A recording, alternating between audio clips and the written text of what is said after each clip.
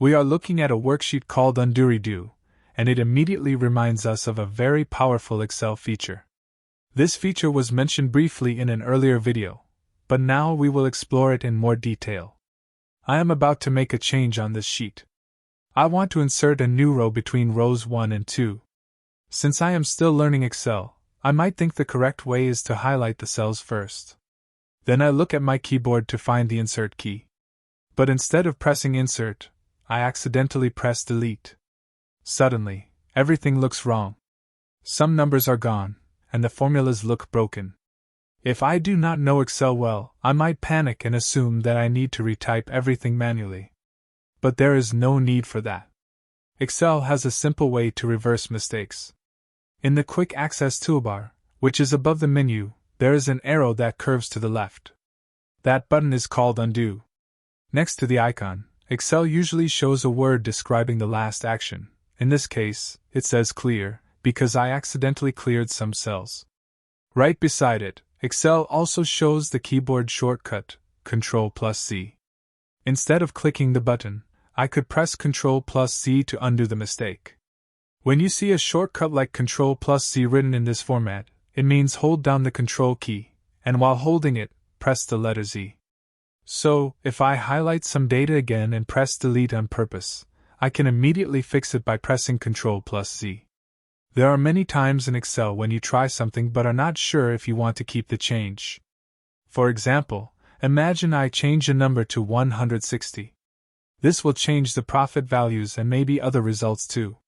If I don't like the change, I can undo it with CTRL+Z. But what if I change my mind again? I can use CTRL+Y to redo the change. In other words, CTRL+C moves backwards, and CTRL+Y moves forward.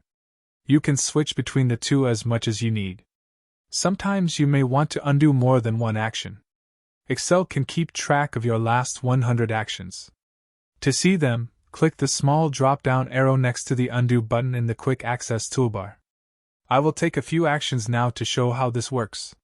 For example, I'll change the color of one cell, then change the color of another cell. If I click the drop-down arrow next to Undo, I see a list of recent actions. The descriptions may not be very detailed, but they show the order of actions. I can choose to undo just one of them or undo both at the same time. I could click the second item in the list, or I could press CTRL+C twice.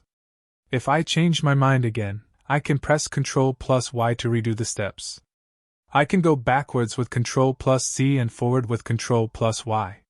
For most users, CTRL+C becomes the most important shortcut in Excel, because everyone makes mistakes, presses the wrong key, or tries something new. Finally, remember that when shortcuts are shown as CTRL+C or CTRL+Y, you should not press Shift. Even if the letter is written in uppercase, you should press only Ctrl and the letter. These two shortcuts, Undo and Redo, are simple, but they will save you a lot of time as you continue learning Excel. Thanks for watching. In the next video, we'll explore using simple formulas in Excel to help you calculate and analyze data more efficiently.